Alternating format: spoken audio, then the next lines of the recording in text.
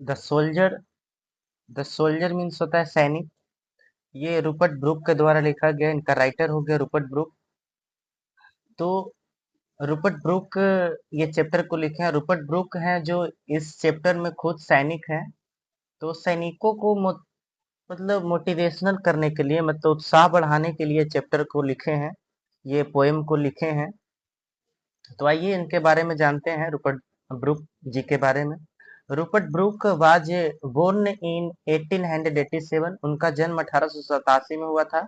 And died in 1915। और उनका मृत्यु मृत्यु हुआ था 1915 में। Was born in a well to do academic family. उनका जन्म एक पढ़े लिखे परिवार, एक अच्छे पढ़े लिखे परिवार में हुआ था। His father was a house master at Rugby school. और उनका उनका जो पिताजी थे वे हाउस मास्टर थे रुग्बी स्कूल में। वे हाउस मास्टर थे। हाउस मास्टर मीन्स होता है इंचार्ज।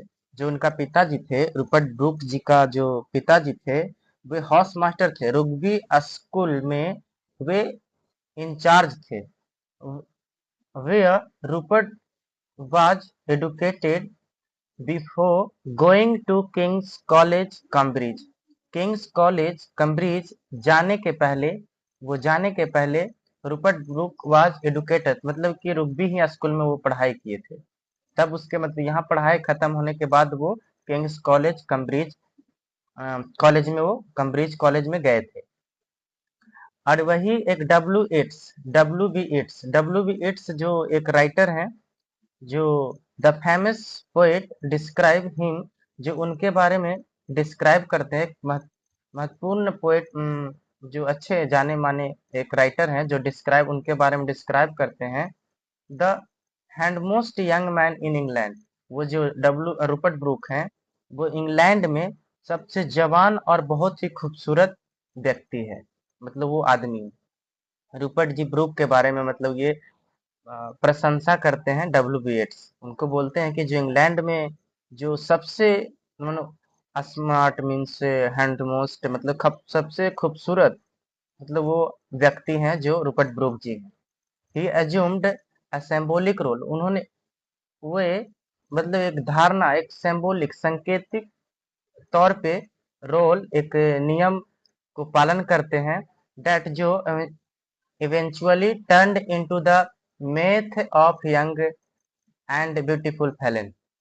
एक जवान और खूबसूरत, मतलब ये रोल निभाने के कारण वे टर्न्ड, मतलब कि वे मतलब अच्छे वैरियर, मतलब एक योद्धा माने जाते हैं, एक योद्धा माने जाते हैं। He died of septicaemia. उनका मृत्यु सेप्टिकेमिया के कारण हो जाता है। रूपर्ट ब्रूक मतलब कि जो राइटर है, उनका सेप्टिकेमिया के कारण मृत्यु हो जाता है। सेप्टिकेमिया मीन्स होता है शरीर में जहरीले जहर फैलने के कारण।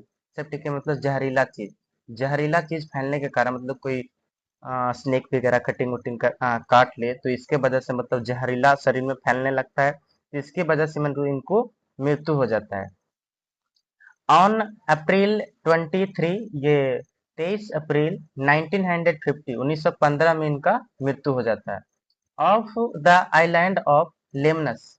लेमनस लेमनस बोलते हैं, जो लेमनस एक जगह है जो Aegeans on his of way to a battle at Gallipoli. Gallipoli एक जगह है जो इंग्लैंड में, गैबीपोली एक जगह है, उस स्थान पे, उस जगह पे एजियन नाम का समुद्र है। समुद्र, ये लेमनस समुद्र, समुद्र में मतलब समुद्र, ये एजियन मीन समुद्र में लेमनस, लेमनस कोई जगह है समुद्र में, जो लेमनस आइलैंड, आइलैंड लेमनस मतलब समुद्र के, समुद्र में लेमनस नाम का कोई जगह है। आइलैंड, आइलैंड बोलते हैं जिसको लेमन आइलैंड बोलते हैं, मतलब चारों तरफ पानी है, उसके बीच में आइलैंड है लेमनस नाम का, वो जगह पे मतलब इनका मृत्यु हो जाता है। Brooke is remember as a war poet. मतलब ब्रूक को, रूपर्ट ब्रूक को मतलब याद किया जा सकता है, किया जाता है वार पोएट, मतलब युद्ध कवि के नाम से उन्हें जाना जाता है, रूपर्ट ब्रूक को। Inspired patriotism in the yearly phase of the first world war, वो प्रथम विश्व युद्ध के दौरान वो इंस्पायर्ड पैट्रियटिज्म मतलब इंस्पायर में होता है प्रेरित किया गया, प्रेरित करना। ये मतलब पैट्रियोटिज्म मतलब कि देशभक्ति, देशभक्ति को प्रेरित करता है, मतलब देश के लोगों को वो प्रेरित करता है। इंस्पायर मतलब प्रेरित करता है। ये पहला विश्व युद्ध में मतलब वो पहली अच्छे मतलब भूमिका निभाते हैं। वो अपने सैनिकों को उत्साहन बढ़ाने के लिए वो देशभक्तियों को देशों को मतलब अपने देशों को प्रेरित करते हैं, लोगों को प्रेरित करते हैं। हिज रिपुटेशन चिफली, उनकी उनकी महत्वपूर्णता, उनकी जो महत्वपूर्णता है रेस्ट्स ऑन 5 वार, वो 5 युद्ध, 5 युद्ध सोनेट ऑफ सोनेट लिखे हैं। मतलब युद्ध के लिए 5 सोनेट लिखे हैं। युद्ध के लिए मतलब युद्ध पे उन्हों वो युद्ध पे ऑन 5 वार मतलब युद्ध पर उन्होंने 5 सोनेट लिखे हैं। 5 सोनेट लिखे हैं युद्ध पर। जो सोनेट बोलते हैं 14 लाइन का कविता होता है। 14 लाइन की कविता को सोनेट बोला जाता है। ऑफ विच जिसमें the soldier is undoubtedly the best of most anthologies, मतलब वो सबसे सबसे संकलित किया गया, मतलब सबसे जिसमें सबसे अच्छा मतलब सबसे मोस्ट एंथोलिज्ड मतलब सबसे अच्छा संकलित किया गया। मतलब द सोल्जर है जो अनडॉप्टेडली मतलब कि मुश्किल नहीं मानना, मतलब सबको मतलब अच्छा अनडॉप्टेडली मतलब कि ये जो द सोल्जर जो चैप्टर जो लिखे हैं इसमें तो सबसे उनको संकलित किया है। इस तरह से मतलब उन्होंने वर्णन किया कि मतलब किसी को अनडॉप्टेडली मतलब किसी को शक ना हुआ। और ये मतलब ये सोनेट है, ये जो सोल्जर है जो सबसे मतलब अच्छा माना गया। ये सबसे अच्छा कहानी इनका ये द सोल्जर माना गया। चलिए लाइन बाय लाइन और नीचे इसके बारे में कविता को एक्सप्लेन करता हूँ। द सोल्जर जो है ये बोल रहा है Rupert Brooks, if I should die, यदि मैं मर जाऊं, यदि मैं मर जाऊं, think only this of me, तो मेरे बारे में केवल केवल यह सोचना। दिस तो think only this of me, तो मेरे बारे में केवल यह सोचना कि that's there some corner of foreign foreign field, क्या the that is for ever, मतलब अगर मेरी मैं मर जाऊं तो जो अगर इंग्लैंड के कोई भी किसी दूसरे जगह में फॉरेन फील्ड मतलब विदेश जगह में, विदेश के कोई सा कुछ कोने में कहीं पे भी जो कोई कोना में मतलब मैं मर जाऊं, दैट इज फॉर एवर, तो वो हमेशा के लिए समझ लेना कि वो इंग्लैंड के हो गया। मतलब ये सैनिक हैं रूपर्ट ब्रूक, तो कह रहे हैं कि अगर मैं जिस देश में रह रहा हूँ उस देश के लिए मैं अगर मैं लड़ाई नहीं करता हूँ, युद्ध नहीं लड़ता हूँ, तो फिर मैं इस सैनिक में इस धरती पे आने से मतलब क्या फायदा। तो मैं अपने देश के लिए अगर मैं मर भी जाऊं डेट इज फॉर एवर, तो वह हमेशा समझ लेना कि यो इंग्लैंड का हो गया। मैं दूसरी विदेश में मतलब कि कोई दूसरे देश में अगर मेरी मृत्यु हो जाती है, कोई विदेश के दूसरे कोने में मतलब कोई सी जगह पे कोई भी कोने में, तो अगर मैं मर जाता हूँ तो वो हमेशा के लिए इंग्लैंड हो जाता है, इंग्लैंड का हो जाता है। There shall be in rich earth, और ये जो महान धरती में, ये जो महान सा धरती में रिचेस्ट डस्ट, ये जो महान सा धरती में, महान सा धरती में अगर मेरा महान सा धरती में अगर अगर मेरा मृत्यु महान सा धरती में अगर रिचेस्ट डस्ट ये महान सा, उससे भी महान मेरी जो डस्ट है, जो मेरी शरीर है, डस्ट मीन्स बॉडी शरीर है, वो कंसील्ड, उस जो शरीर है वो कंसील्ड हो जाएगी, कंसील्ड हो जाएगी। तो जिस इंग्लैंड में कभी कंसील्ड हो जाएगी मतलब लैंड जन्म दिया सेफ्ट एंड सीज शरीर दफन हो जाएगी। कंसील्ड मीन्स होता है दफन हो जाना, मतलब कि धरती उस महान महान सी धरती में जो महान सी धरती में रिचेस्ट डस्ट कंसील्ड, जो उससे भी जो एक रिचेस्ट डस्ट है, जो उससे भी महान मेरी जो शरीर है, वो कंसील्ड, अगर मैं दफना जाऊं, ये डस्ट, ये वे जो शरीर है, जो ये जो शरीर है, ऐसी शरीर, ये डस्ट वैसी शरीर जिससे जिसे इंग्लैंड ने जन्म दिया, जिसे इंग्लैंड ने, मतलब मैं जन्मा हूँ इंग्लैंड में, जिसे इंग्लैंड ने मुझे जन्म दिया। शेप्ड, शेप्ड मीन्स जो आकार दिया। मेड अवेयर, मेड अवेयर मतलब जागरूक किया, जिसे इंग्लैंड ने जागरूक किया, इंग्लैंड ने शेप किया, बनाया, आकार दिया। गेव वंस, जिसे एक बार, जिसने हमें एक बार, हर फ्लावर्स टू लव, एक फूल दिया प्यार करने के लिए, जिसने मुझे फूल दिया।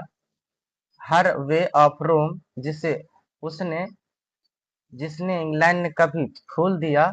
हर वे, और जिसने कभी प्यार किया, जिससे इंग्लैंड ने मतलब कि रास्ता दिया, वे रास्ता दिया रोम घूमने के लिए। आ बॉडी ऑफ इंग्लैंड, और सोचो इंग्लैंड का वो शरीर, इंग्लैंड का वो शरीर, ब्रीथिंग इंग्लिश एयर, जो ब्रीथिंग इंग्लिश एयर, अंग्रेज का इंग्लैंड का जो इंग्लैंड ने जो हवा दिया सांस लेने के लिए, ब्रीथिंग सांस लेने के लिए, इंग्लैंड का हवा जो हम लोग को सांस लेने के लिए दिया।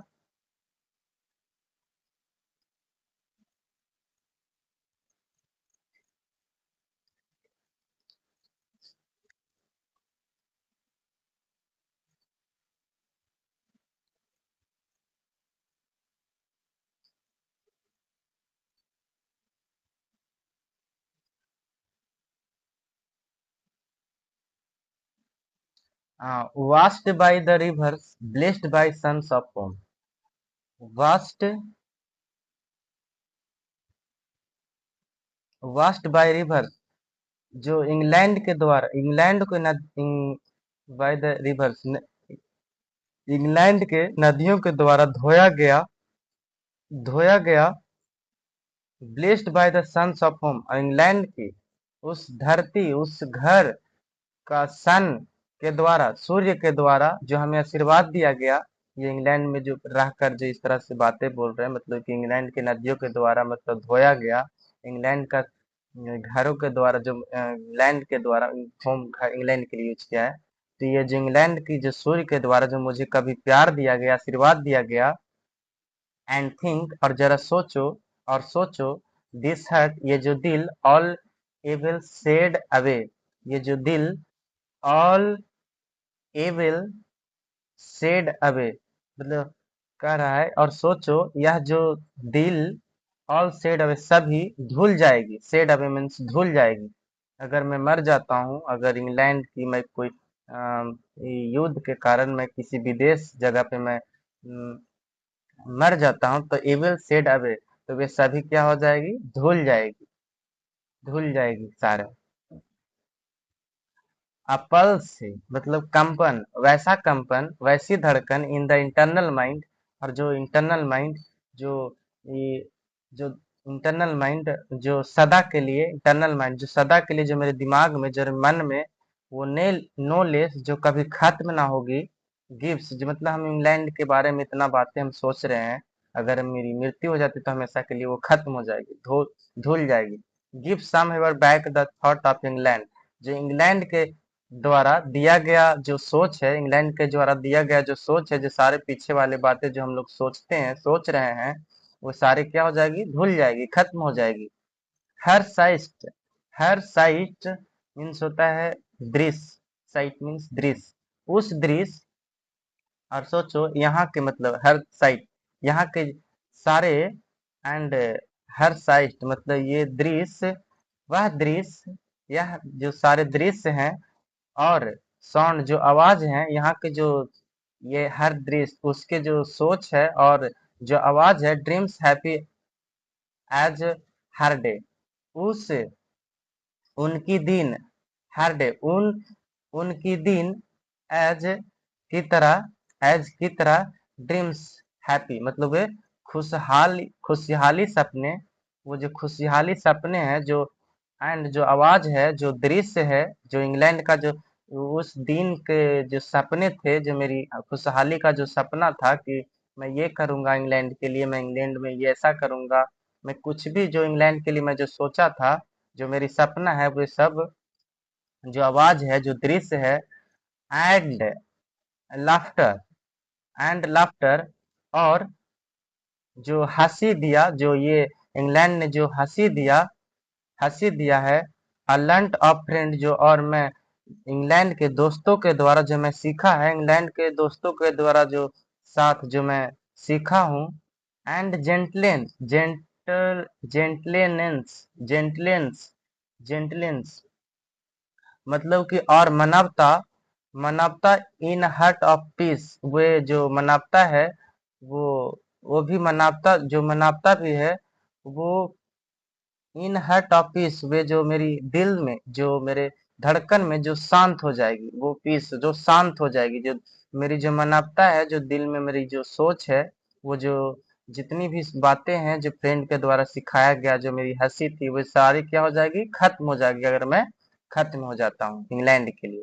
अंडर इन इंग्लिश हेवन, और मतलब इंग्लैंड की हेवन, स्वर्ग में, ये सारे बातें मतलब अंडर, इसी के अंडर में हम लोग इस तरह से हम सोचेंगे इंग्लैंड के लिए स्वर्ग में, कि स्वर्ग हो जाएगी, मतलब इस तरह से अगर मेरी मृत्यु हो जाती है, अगर इंग्लैंड के लिए मैं लड़ता हूँ, झगड़ता हूँ, तो हमेशा के लिए क्या हो जाएगी, वो स्वर्ग हो जाएगी।